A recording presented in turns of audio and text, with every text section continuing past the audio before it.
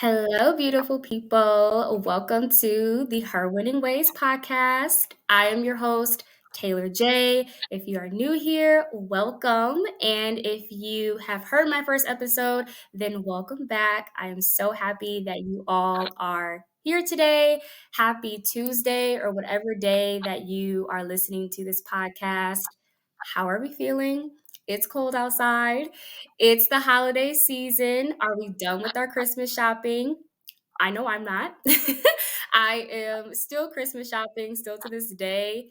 And yesterday, it honestly dawned on me that Christmas is a week away and now less than a week away. So I am still Christmas shopping. I don't know why I am not productive in this field like the other people and shop during Black Friday and Cyber Monday when there's actual sales and that's the time when you're supposed to be shopping. I am now waiting when it's like a week away and am honestly just picking over the last minute things that are in the store. I am not productive in this field whatsoever. I wait till the last minute and honestly can do better in this field. But I hope you all are having a great time and will have a great holiday, Christmas, as well as New Year if you do celebrate. It's funny that we talk about the waiting and kind of trusting the process. And the guest that I have here on the first episode when I'm interviewing someone knows a little bit about the waiting period. If I can describe her in three words, it would be a hard worker, ambitious, and never taking no for an answer. And I know that was more than three words, but that goes to show how I think about this individual.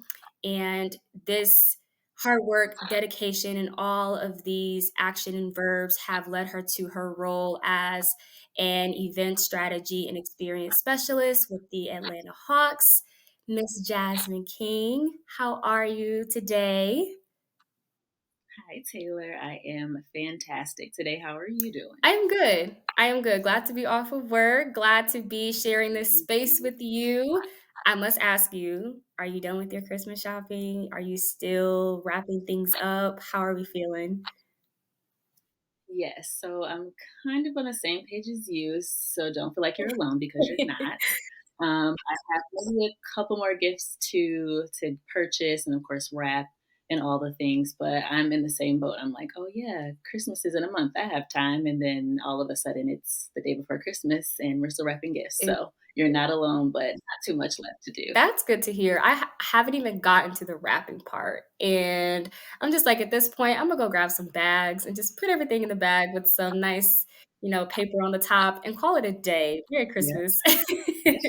Exactly. Now, as we get into this episode today, anyone who is listening, I advise you to have a pen and paper and really take down some notes. As I mentioned in the last episode, there's gonna be some gems that are dropping today. So, let's get into the waiting period. Now, everybody has a different definition of the waiting period and what it really means to them. Walk us through a little bit of what the waiting period means for you. Yeah. So for me, waiting, it's kind of like it's not a complete no and it's not a complete I don't know. It is a something is about to happen, so let me prepare myself while I'm in this Mhm. period so that way when it does come to fruition, I'm ready for it. So it's for me it's like the preparation period. So that's what I treat it as. And it gives me kind of hope to just keep going or whatever I'm doing right now. I don't know, and just kind of lean into what I know for sure I can do. And it's like, all right, I'm not there yet, but I'm going to get there. So how am I going to be ready when I do get there? So just the preparation I phase. love that, and I love how you think about it in that way as that preparation period, because honestly, I think when we hear that waiting period, we're just doubtful, right? We're just like, Hmm. Yep. nothing has happened yet. I'm not getting a Yep. yes. I'm getting all of these no's, or I'm being ghosted Hmm. and I'm not even hearing back from people. And so, Yep. we just have this assumption that I just don't think I'm going to get it at all. And when you touched on that preparation period, and I think that's really important too, because in this time when we are receiving a lot of these no's, it's like, what can we do to get ready for that yes? Like, what can we perfect or what can we capitalize on to receive that yes? What helped you during that time to prepare for the role that you receive now?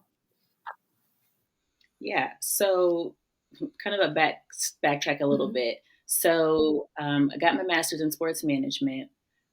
Started working for the university athletic department that I was a part of for 2 years. The first year, it was great. I was getting my feet in the door, trying to figure out what this events and sports world looks like. And then after that, I was like, okay, well, the next year is coming. Like, is there growth for me here? Am I going to be able to learn a little bit more? Like, what's my next Mhm. step? And so I kind of learned that I wasn't going to be moving upward, or, if I was there, it might have been kind of just the same type of things. And I kind of wanted a challenge. So during that second year, I was applying for various amounts of jobs in state, out of state, in sports, not in sports. And again, the constant no. I would make it to the final interview and it'd be like, all right, we'll touch base with you next week. And I'm all excited. And then it's no. So I'm like, okay. So just no after no after no. I was like, okay. Then I started kind of isolating myself a little bit, just trying to figure out, like, is it me? Like, am I not qualified enough? Just kind of like, that doubt a little bit that you mentioned Mhm. earlier. So of course, all the thoughts came to mind, and I'm like, okay, well, let me take a step back. Let me pray about it. Let me just put it in God's hands. Like, obviously, He got me this far, off of what I've known now. So maybe He's really trying to test me to make sure that I'm prepared for whatever this new transition is going to be. Um, so during that period, I started working out a lot. I love working out, just any kind of exercise. So I was doing a couple like 5Ks, wanted to get back into the community. So I started, I was a coach for the Girls on the Run I group remember doing there. And so I that was like, as okay, a kid. yes, exactly. I was like, I need some kind of joy, some kind of Yeah. hope or something to kind of, but then also wanted to pour into these young ladies too, because I'm like, I was once there or kind of am there now, young, not really knowing what's going on. But if I have somebody kind of leading into me, maybe that'll get me to my next step. So just being more, active in the community that way. And then I found a life coach. She was actually one of my supervisors for my job in grad school. And she was starting this program. She was like, hey, like, I would love for you to, just kind of lean in. This is what I'm trying to do. And I was like, this is perfect timing because I don't know what I'm doing. I'm a little confused and I need some kind of help that's not, just your family. Mhm. Obviously, I have a big family support system. So I mean that's fantastic. But sometimes I'm like, let me talk to somebody that's not biased, but kind of Yes. outside of my family, doesn't really know me all the way, Yes. who can kind of give me that sound advice. And so her name was Jackie, and she's fantastic. And she was just kind of letting me discover Jazmine. Like, who are you? Like, aside from sports, aside from work and your family, like, who are you? Like, what do you want to do? Where do you feel in this moment?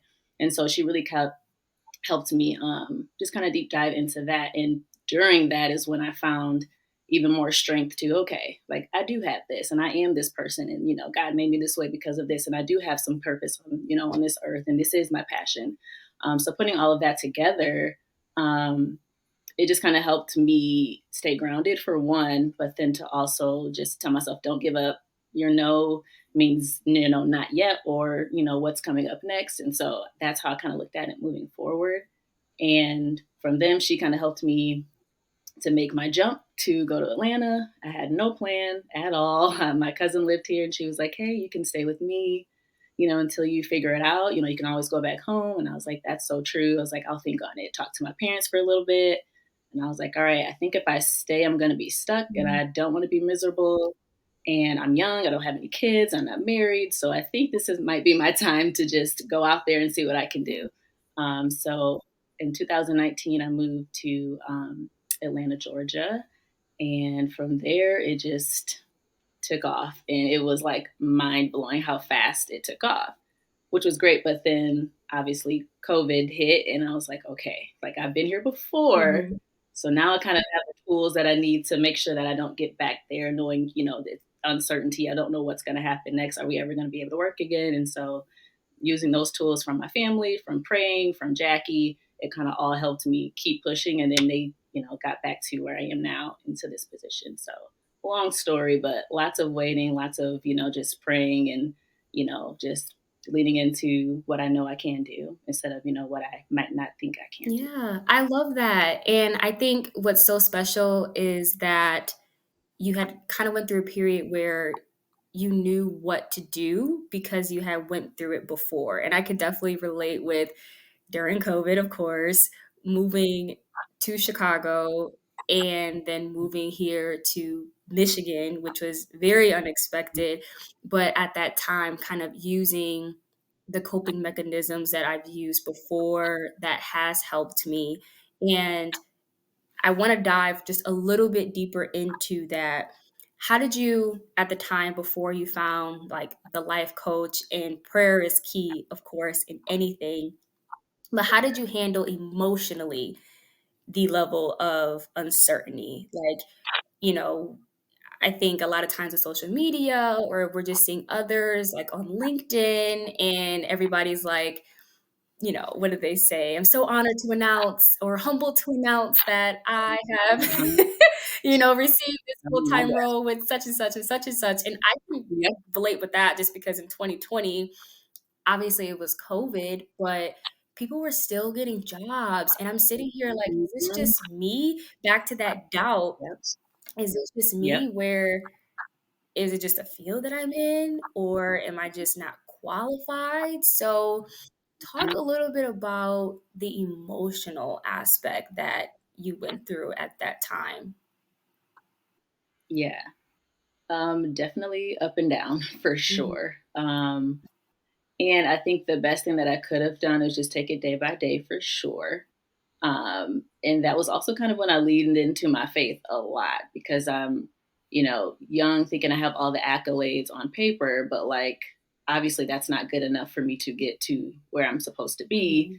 mhm. And so kind of just leaning into that. My dad, is a pastor. And so obviously that's super big. So just talking to my parents a lot. And, my mom's like, hey, you're going to do something. It just might not be right now. Or maybe this is your time to explore, like I said, explore you. Like something bigger is going to Yeah, happen, but let's focus on this now. Let's do all the things that you can do and go from there. So, of course, like then the money aspect comes in. Okay, I'm not making any money. And at that time, I was living with my grandmother. And so just being around her was also very helpful. Her wisdom and just, she's 80 plus years old now. And so she has so much to a blessing. give and so just living with her, yes, living with her, I think was a pivotal point too. Just her encouragement, her support for sure.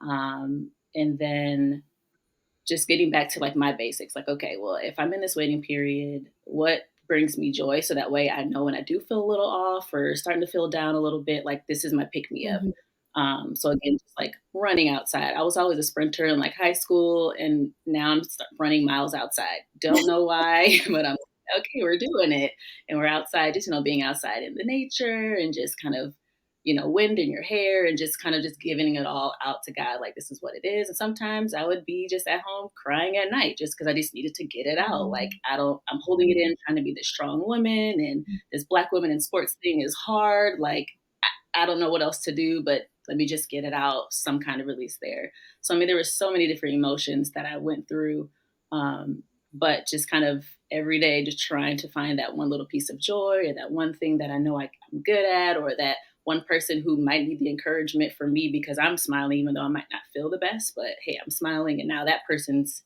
doing great things.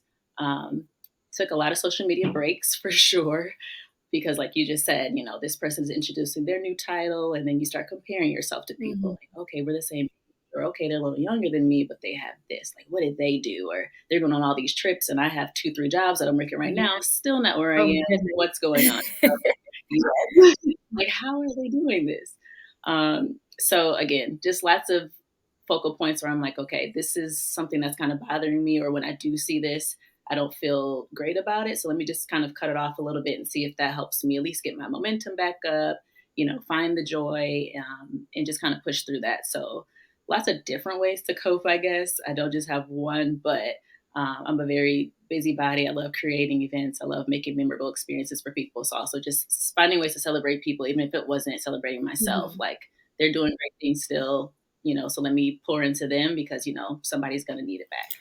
So those are a few different ways, but lots of up and I downs. resonate with a lot of that in so many ways. I think the main one is just the emotional aspect and, like, crying at night. Like, we're being vulnerable here, I will say, like, I have learned to just be very gentle with myself and allowing Mhm. myself to feel those feelings. We're human, right? And on top of that, we're women, we're emotional, and so Exactly. not feeling like, "Oh, I have to be this strong, tough Black woman and not Mhm. fold and not show my emotions," Yep. and I think that makes it even worse, honestly, because that's a bunch of built up emotions and anger, and eventually we're just going to Mhm. break, and so Yep. definitely a few times having those "why me" moments and crying in the bed Mhm. or just Yeah. talking to my supportive system, and I think you Mhm. have to get that out, honestly. You have to get it out Yeah. just because a lot of times, when after you cry, you feel better, and you're like, "Okay, after you cry, Ex okay, let me get back into this." So Yep. I Yep. resonate with that Exactly. so much, as well as just the money aspect, and that's a totally different topic for a different day, but I know that in that period where we are waiting, we're wanting more money. We need it because Mhm. life is hard right now. And so Yep. finding those pieces of joy to kind of help you go day by day is very important. And I think something that we all need to do. We need to find joy in our everyday lives. And there's a lot that we can definitely be thankful for while we're working towards that next step. Yep. When you talk about waiting for the next role, a lot of times in that period, and this is just how I like to look at it, there's something that we need to work on within our career that's going to help us for that next door that opens. And so, what were some things, or walk us through some things that helped you prepare for that next role, skill wise, or just job description wise, or there was a resume, cover letter? What were some things that you realized, okay, let me work on this so that way when this next interview comes up, I'm prepared for it? For sure. Um, I guess a few different things. Obviously, I just finished my master's program, so the education part to me was done. Mhm. Um, but I started like a little event company back home, just doing little birthdays and weddings and just little mini celebrations.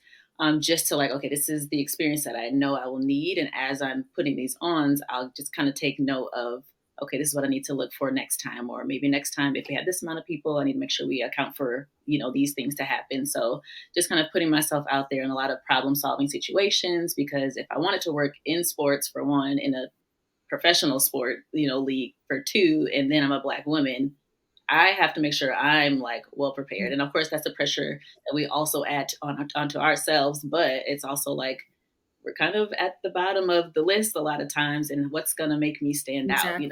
Yes, thankfully, I have the skill set, I have the education. I love talking to people, so I have the people skills and things like that. But it's like, what is that one or two things that are really going to like make the mark for me? And so I started doing that. And then once I moved to Georgia, and of course COVID hit, I was an intern at the time, and so we were on events. Nobody's running events anymore, so we got let go. So I'm like, okay, so what do I do in that period? So I connected with an event agency that we were working with while I was with the Hawks as an intern, and they were hiring for a position. So I was like, okay, well, let's see what this is. See what I can learn from them. And of course, a lot of that was virtual, so I got to learn a lot about the virtual world, how to put on productions, or even like learning what the camera ops do and directors and like the whole thing, which I never would have thought I would have had to ever learn being in events because it's so hands on. But now Mhm. that our world has turned, everything is virtual. So I learned a lot there. Just working with vendors and contracts, agreements, just all the little things that goes into that. And so going from there and then going back to the Hawks full time, I was able to take all of that, and they were very a lot of corporate events that they did, and so that kind of helped me put me up a little bit in the scale of events, I guess, because a lot of it was like social back home, but now it's like it's professional. I'm in a big city of Atlanta, so they all the little stuff that we might have did back home was very minute to this new group of people that I'm going to be entertaining. And so just taking all of those skills, leading into those event planners who might be where I am now, reaching out to them on LinkedIn, just, hey, do you have a moment to chat? I see you have this job title. I would love to be that in my future. Like, how did you get there? I just like to learn about people's stories, just all the things. So I think taking those little tidbits of what I could do, which was communicate with people, um, sending over my resume to certain people who have the career job I have, like, hey, this is my experience so far. If I were to send you my resume, like, what would you think? Or what area do you think I should be in? Because then again, I was questioning, do I need to stay in sports? Do I need to go somewhere else? And so maybe if somebody from the outside looking in Yeah. is like, oh, okay, yep, she has these skill sets, she has this experience. Maybe I think you'd be great here. So then that'll kind of help me go that way because I was just so, tunnel vision with events. And so doing that, just putting myself out there, volunteering for random things, um, just getting out into the community and seeing what's out there was probably the what I did most. Just whatever I could do, I did. Even if it was go to this school and learn about how these kids interact with other kids for who have this, on the spectrum or things like that. I'm like, okay, great, because I might be putting on an event in the future with some kids that might have some sensory needs. And now I know what kind of, activities and things that would be suitable for them. And now they have that experience. So really just trying to expand my mind, just in the culture here, in the profession, in the sports industry, just kind of learning any and everything that I could, so that way I'm like, all right, I might not know all of it, but I know a little bit because of this one experience. And now because I do, they'll trust me to be like, okay, she's got great work ethic. She's very personable. She has a little bit of knowledge, but I know she's a quick learner. Let's put her on that. So Mhm. that was always I want to be the one, like, pick me, pick Yes. me. I'll put in work. I'm not afraid to get my hands dirty, not afraid to speak up and ask questions. And of course, it took a little bit of time, but over time, I'm like, all right, if I don't speak up, closed mouths do not get fed in this industry. Right, So I right. have to say something in order for me to move on. So those are a few things that I did, but it was very, very helpful. Just get out there sometimes. Got to get out of your comfort zone. It's going to be uncomfortable, but being uncomfortable sometimes can be the best thing for you. Tapping into your resources is definitely Mhm. one thing that I took from you speaking, and just being able to, like you said, not be afraid. And what's so funny, as you told that story, it almost answered like, okay, I needed to get this experience so that way the next time when an event Mhm. role opened up, I had all of the boxes checked. And that Yeah. is so important because, and that's a great way to look at the waiting period, because we think at that time it's like, oh my gosh, nobody likes me. But in reality, it could Yeah. be as simple as, and I think this ties also into asking for feedback as well. You are being Mhm. interviewed, and when Mhm. someone says, "Thank you, but we decided to go along with another candidate that best fit our needs," or whatever that can be, it's important to ask, "Hey, can I, do you mind providing some feedback as to why I didn't receive the role?" Absolutely. So that way, when you receive their input, you can figure out how you can receive those experiences. And like you said, Exactly. volunteering and receiving other roles that weren't necessarily in sports. And I think that's important Mhm. too, because that is a clear example that a lot of the skills that we receive are transferable. And Very much. people, at times might think, oh, well, I don't have sports experience, but it's like all these skills that you have working in finance, engineering, or whatever Mhm. can definitely transfer to the sports Sure. industry. So I'm so happy that you touched on that, because that is a common trend that I have noticed, Yeah. is that people want to get into the industry, but they don't feel like they're qualified. Yes, for sure. There's so many skills that we have. Like, even if you don't like sports, like, a lot of people, you'd be surprised when people are like, yeah, I'm not a fan of this sport. I work in this industry, but my passion is brand comms or my passion is PR. You can do that any and everywhere. It just depends on what you choose to pull out from those experiences to make your experience better at your new place. Because I mean, again, you can if you're a people person, instantly they'll put you out there. Okay, she's not afraid to speak up. Great. Okay. She helped us. She saw this issue. We didn't even know it was an issue until after the event. She's a problem solver. She's already thinking on her toes. Like, all those little things, even if just in your family, like, if you have a big family, if you have a small family, trying to figure things out or plan, trips with your family, all those things, or being organized. There's so many little things that can go a very, very long way in any industry, no matter what. So Absolutely. yeah, do not undermine that at all. Yes, absolutely. Now, as we are about to close, one question that I am going to ask in every interview, so you're the first, so I'm going to start with you. In this very fast-paced, high-energy work environment, working early mornings, late nights, long days overall, sometimes we can forget to take care of ourselves. And Mhm. we sometimes forget to eat. And sometimes we forget to drink water. Sometimes we're up and it's like, oh my goodness, I'm only getting 5 hours of sleep. And then waking up tired the next day and the trend just goes on and on. What are some Mhm. things that you do self care wise that helps you stay zen and, and helps you to relax and be energized and prepared for the next day and the next day when you're in the office or when you have games and you're working late nights and you have to come home? Mhm. What helps you to the point where you're not burning yourself out? Yeah. Still working on the full plan for that, but some things that I have been doing just over the last few years in sports.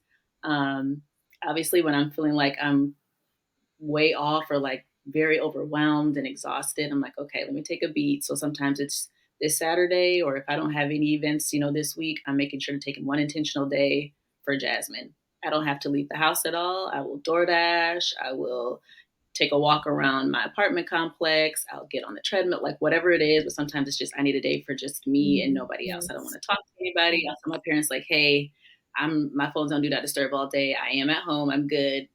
Just letting you know. So just I have to get that time in because my energy is so exerted. Like for so many people, I'm making sure that this person has this and we have this set up this way. And so all of that can take a really big toll on you. So sometimes just taking one full day, even if it's a half a day, if that's all I have. Sometimes I'll just be waking up, getting my cup of tea, listening to my, devotional or sometimes reading the word. Gospel music in the morning is what sets the tone for me every single day. Even if I do have like an issue where I'm like, I can't shake this and like I'm by myself and I'm doing all the things that I think I can, I'm like, all right, who are my go-to people I call? So I have a couple close friends, my parents, of course, who I just kind of like, hey, can you just pray for me? Or like, this is what I'm going through. Do you have any advice? I'm kind of feeling down. Can you do whatever? And so I'm leaning on my support system for sure. And it's sometimes writing down my thoughts. I'm really trying to be consistent with journaling. Yeah. And I feel like lately, as I've been doing it, especially before bed, because that's where my mind goes. Like I'm a night owl and I'm an early bird, so it just does not work out for me. I would like for it to. So I'm like, okay. My friend just told me the other day, like maybe try just writing everything that's on your mind out in your journal, whether you're reflecting on your day or you're just writing whatever comes to your mind. She's like, get that out and then try to go to bed. See if that helps you go to bed quicker. See if you get more of a peaceful sleep. Like just that'll kind of help you unwind. And I'm like, okay. So started doing that, and it's been helpful actually. So that's one thing that I've tried that's really, really new. And then of course working out. Like I said, I love just going for a run or just going for a walk, listening to whatever, listening to podcasts. Now I probably listen to music only in the morning, like on my way to work with my gospel tunes. And then throughout the day, I'm like, okay, I need to feed myself some good energy, some good, I need some positive, Yes. you know, whatever it is that's coming out from these podcasts and make it very intentional as to which ones I listen to as well, just because I need the encouragement, especially when I do have a 14, 16-hour day of an event from setup to sundown and all the things are happening. And then, of course, personal life too. So it's like, how do I juggle all these things? So prayer for sure. Journaling is something I'm getting into. And then finding a way to exert my energy with, working out or just chilling. You have motivated me to open up my journal again. I Yay. journal in the morning, but it's so funny you said like brain dumping, mind dumping, basically, because my Mhm, therapist mhm. suggested Yep. that. And I felt like I was thinking too much into it. And I was like, I don't know if this is for me. Yes. So honestly, I'm Yep. going to start doing that. I think it's helpful, honestly, to just get all the thoughts out of your head and on a pad of Yes. paper. Um, and I believe that it Yes, would definitely help you, like relax you. So I want to for sure. definitely try that. Now, what tea do you drink? Because I need to know, because I am like a tea lover, so I need to know. So before bed, I try to do the bedtime, sleepy time tea. Okay. Most of the time it works, but sometimes if it doesn't work, I'm like, okay, I need to just brain up and have a day because if this isn't working, then something's going on. Mhm. Um, lemon ginger Oh tea my gosh, is a go-to for me. Um, and then sometimes I just try like random flavors. I'm like, okay, this raspberry, hibiscus, what pomegranate, I'll just try whatever. And then I'm also don't add a lot of sugar and honey or anything to my tea. I will just have the water and the tea and that's it. For some reason, I just receive that a little bit more and I feel Mhm. like it's doing more for me than adding all this extra stuff because I'm Yes. like, Jazzy, you're trying to relax. So what's the most basic version that you can do? Because if I'm adding all these things, just like I do with my regular work life, that's not helping me. So let me strip away all the extra and just do the very basic things. And so yeah, so those are my two that I go to for sure. But I do love any kind of tea. I'm a tea girl. I'm not a coffee girl. Never been a coffee girl. Lemon and ginger, it's my favorite. I have my own personal stash at work in my office, and I don't share it with Mhm. anybody. I put it in my little dress, like my little cubby, and I have like at least 2 cups of it a day. It is so good. I Uh, don't add any honey, sugar, anything, just the water and the tea mhm. bag, and it Yep. hits the spot every single time. So I'm so happy you said Every that time. because I Yes. thought I was like, "This is too good to be true. There's no way tea tastes this good."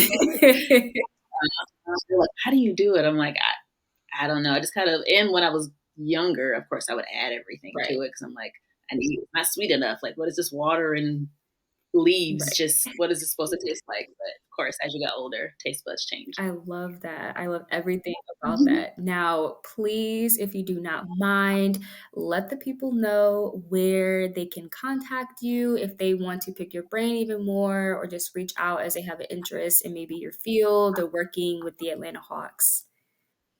Yeah, for sure. So on LinkedIn, it is just Jazmine King, JazmineKing. If you hit me up on there, I get my notifications to my phone. So 9 times out of 10, if I don't answer right away, I will check sometime during that week. Always open to set up time. Someone did that for me, and that's where I got where I am. And so I'm Amen. always open to do that for anybody. So Absolutely. it may take me a while. You can double message me too. That's totally fine because I don't want to miss the opportunity to talk with you. Perfect. Well, Jasmine, thank you so much for your time. I really appreciate you being here on the second episode of Her Winning Ways podcast.